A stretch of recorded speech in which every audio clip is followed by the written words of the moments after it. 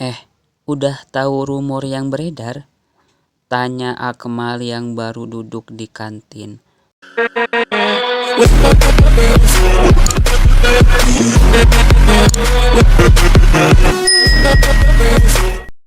Melihat dua temannya yang satu persatu menggeleng. Mereka jelas belum tahu, karena rumor itu baru didengar hanya oleh Akmal dari penjaga sekolah. Apa memangnya? Deden balik bertanya sambil memperbaiki posisi kacamata. Pak Samsul dengar sesuatu di lantai 4. Jawab Akmal dengan nada berbisik. Pak Samsul adalah penjaga sekolah yang sudah lama bekerja di sana dan menjadi teman akrab Akmal. Itu mengapa anak itu tahu tentang yang tidak tahu oleh anak lain. Iya apa? Aku ketok juga nih. Paris sudah mengepalkan tangannya karena kesal. Akmal tidak langsung memberitahu apa yang dimaksudnya. Kata Pak Samsul, sudah 3 kali beliau mendengar gamelan dimainkan di lantai 4. Ah, mungkin itu anak-anak yang sedang latihan. Botak, itu sudah malam. Mana mungkin ada anak yang latihan. Yang dimaksud botak oleh Akmal adalah Paris. Karena memang dia botak, dicukur gundul oleh guru karena melakukan kesalahan. Benar juga. Terus, siapa yang mainin gamelannya? Tanya Paris. Sepertinya aku tahu apa maksud kamu, Mal. Akmal tersenyum ke Deden. Sedangkan Paris masih bingung apa maksudnya. Garuk-garuk kepala yang tidak gatal. Sekolah menengah atas Mawar, di mana 3 anak lelaki itu bersekolah. Dan di sana pula kejadian misterius berada. Ketika semua orang sudah pulang kecuali Pak Samsul yang sedang berkeliling dengan senter di tangan, telinganya samar-samar mendengar ada alunan musik di lantai 4, tempat alat musik gamelan berada. Kejadian itu sudah dia dengar 3 kali di setiap malam Jumat. Dia tidak berani memeriksanya dan tidak juga membicarakannya ke siapapun kecuali kepada Akmal karena keceplosan. Dan malam ini adalah malam Jumat. Akmal dan 2 temannya akan ke sana untuk mencari tahu, memastikan siapa yang memainkan gamelan itu. Apakah dimainkan oleh hantu? Pokoknya nanti malam kita harus memeriksanya, ucap Akmal sambil berjalan di gang selepas pulang sekolah.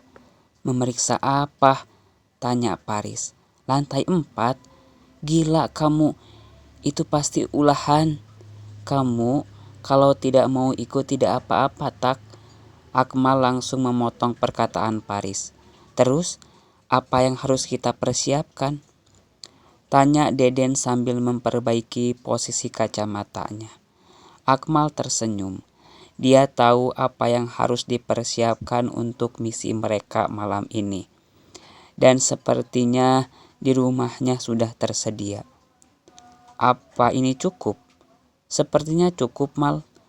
Deden mengambil senter sebesar tangannya lalu dinyalakan. Sinarnya mengenai tembok. Ada 3 senter yang sebesar tangan dengan baterai full karena sering dipakai oleh bapaknya untuk mencari belut di sawah atau memancing ikan di sungai. Selain itu, ada jaring yang kata Akmal untuk menangkap hantu, meskipun hantu tidak bisa ditangkap oleh itu. Dan yang terakhir, topeng untuk menutup wajah mereka. Kita yakin mau pergi ke sana? Paris masih ragu karena rasa takutnya mengalahkan rasa beraninya. Tidak seperti kedua temannya, meskipun dia belum melihat hantu secara nyata, hanya dari menonton film saja. Mereka sedang rebahan di kasur Akmal, menatap langit-langit kamar. Kamu takut hantu? Tanya Akmal. Serem aja sih. Jangan keseringan nonton horor makanya, ucap Deden. Tenang Riz, kita ke sana bertiga dan pulang juga harus bertiga. Betul, tambah Deden. Jam 3 sore, Deden dan Paris pulang ke rumah masing-masing. Mereka akan bertemu kembali di dekat sekolah, nanti jam 9 malam. Sepanjang jalan, pikiran Paris terus membayangkan salah satu film pocong yang dimana sedang mengejar dua orang lelaki. Wajahnya yang menyeramkan membuat dirinya bergidik. Pikirannya berpindah lagi ke sebuah film. Ada kuyang terbang, menggigit leher manusia yang ditemuinya. Paris juga pernah mendengar dari saudaranya kalau pernah melihat setan, bentuknya menyeramkan. Ih, serem, ucap Paris sambil masuk ke gerbang rumah. Dia membuka pintu rumah setelah mengucapkan salam, mencium tangan ibunya yang sedang nonton sinetron lalu masuk kamar. Melemparkan tas ranselnya ke kasur. Paris langsung mencari buku, kumpulan doa-doa yang pernah dia hafal. Akan tetapi, sekarang sudah banyak terlupa. Aha, katanya setelah menemukan buku saku berwarna hijau bertuliskan kumpulan doa sehari-hari. Suara ibu yang menyuruh makan menghentikannya membaca buku itu. Paris langsung memasukkan ke tas kecil yang akan dibawa nanti. Dia keluar kamar, meski sudah makan mie tadi di rumah Akmal. Malam tiba secara perlahan. Lampu rumah dan gedung sudah dinyalakan sejak tadi. Mobil-mobil mengantar pengemudinya untuk pulang, istirahat setelah seharian bekerja. Dan ada juga yang baru berangkat karena mendapatkan shift malam. Akmal berjalan mengendap untuk keluar dari rumahnya ketika jam sudah menunjukkan pukul 9 kurang 15 menit. Ibunya sudah di kamar. Akan tetapi dia harus hati-hati supaya dia membuka pintu tidak terdengar. Setelah aman, di luar rumah, dia berjalan santai menuju tempat pertemuan. Sementara Paris pura-pura akan menginap di rumah Akmal, mengerjakan tugas bareng di sana. Orang tuanya tidak banyak bertanya karena tahu siapa itu Akmal. Deden pun sama, izin mengerjakan tugas. Ini dua bocah kemana coba? Ucap Akmal yang masih menunggu Deden dan Paris yang belum datang. Dia berdiri sambil melihat ke gerbang sekolah yang sudah tutup. Di pos penjaga, ada Pak Samsul sedang menonton televisi. Yang tidak diketahui, Deden dan Paris sudah di belakang Akmal. Mereka bertemu di jalan tadi. Ada rencana jahat di kepala mereka. Perlahan Deden meniup punduk Akmal yang langsung dia berbalik. Dia terkejut melihat dua temannya yang tersenyum berdiri di belakangnya. Lama banget sih. Sorry Mal, kata Paris. Kita masuk lewat mana? Tanya Deden. Belakang. Manjat gitu? Akmal tidak menjawab. Dia langsung berjalan ke samping sekolah diikuti dua temannya. Di bagian belakang gedung yang dikelilingi tembok setinggi 2,5 meter ada satu bangku. Biasa digunakan oleh murid yang suka kabur atau telat masuk dan memutuskan lewat belakang karena gerbang ditutup. Meskipun bangku itu sudah pernah diambil oleh satpam, tetap saja selalu ada. Ayo naik. Akmal pertama diikuti Paris dan Deden. Mereka sudah berada di belakang gedung sekolah. Sekarang bagaimana masuknya? Tanya Paris. Tenang, aku sudah mempersiapkannya. Ada satu jendela yang ternyata tidak terkunci. Akmal langsung membukakannya dengan mudah, tersenyum ke kedua temannya. Dia langsung masuk lewat jendela. Gedung sekolah gelap karena semua lampu sudah dimatikan. Dengan perlahan, mereka berjalan naik ke lantai 4 menuju ruang gamelan berada. Serem banget ini sekolah kalau malam, bisik Paris sambil matanya tetap awas melihat segala arah. kayak di film hantu sekolah angker, sambungnya. Kamu itu penakut, tapi sering nonton horor. Gimana itu konsepnya? Ucap Deden. Paris hanya nyengir tidak menjawab. Mereka hampir sampai. Satu lantai lagi ke lantai 4. Tiba-tiba, Akmal yang berjalan di depan berhenti. Dua temannya ikut berhenti. Ada apa, Mal? Kalian lihat tadi? Apa? Paris langsung menelan ludah. Ada yang terbang berwarna putih. Ah, kamu jangan nakutin. Hantu! Akmal tiba-tiba lari naik tangga. Di belakangnya ada Deden yang tahu kalau itu hanya bercanda. Sedangkan Paris sekuat tenaga ikut berlari sambil memanggil dua temannya. Den, Mal, tunggu! Mereka ngos-ngosan di lantai 4 sambil sedikit tertawa.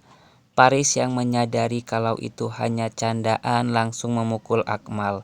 Dia malah menyuruh kedua temannya diam karena mendengar sesuatu. Apalagi? Tanya Akmal dan Paris hampir berbarengan. Kalian dengar sesuatu? Bisik Deden. Akmal menajamkan pendengarannya. Apa aku tidak salah dengar? Tanyanya kemudian. Aku juga mendengarnya, tambah Paris. Mereka tidak salah mendengar. Ada suara gamelan dari ruangan yang tidak jauh dari tempat mereka berdiri. Ayo periksa, ajak Akmal. Kita turun saja, Mal. Paris sudah merasa takut. Bulu kuduknya sudah berdiri. Tanggung, Riz. Akmal berjalan duluan. Den, ayo turun. Tenang, Riz. Kita akan tetap sama-sama apapun yang terjadi. Paris percaya kalau kedua temannya tidak akan meninggalkannya. Akan tetapi, dia juga takut. Dia takut kalau apa yang ada di dalam ruangan itu dapat membahayakan nyawa mereka. Deden kembali mengatakan kalau tidak akan terjadi apa-apa. Tunggu, ucap Paris sambil mengambil buku yang dia bawa. Membaca isinya tanpa memilih dengan cahaya senter. Dia tidak sadar doa apa yang sedang dibaca. Allahumma barik lana fima rojaktana wa qina azabannar. Mereka sudah berada di depan pintu ruangan. Suara gamelan terdengar jelas meskipun pelan. Ayo balik aja, serem. Paris masih mengajak temannya untuk turun. Akan tetapi mereka tidak mau. Malah bersiap membuka pintu yang ternyata tidak dikunci. Kamu percaya sama aku, Riz? Tanya Deden. Yang ditanya mengangguk. Kalau begitu, kita sama-sama masuk. Ketika pintu ruangan dibuka oleh Akmal, mereka masuk dengan hati-hati. Ruangan itu bercahaya dengan cahaya lembut dan alat musik yang ada di sana tampak hidup.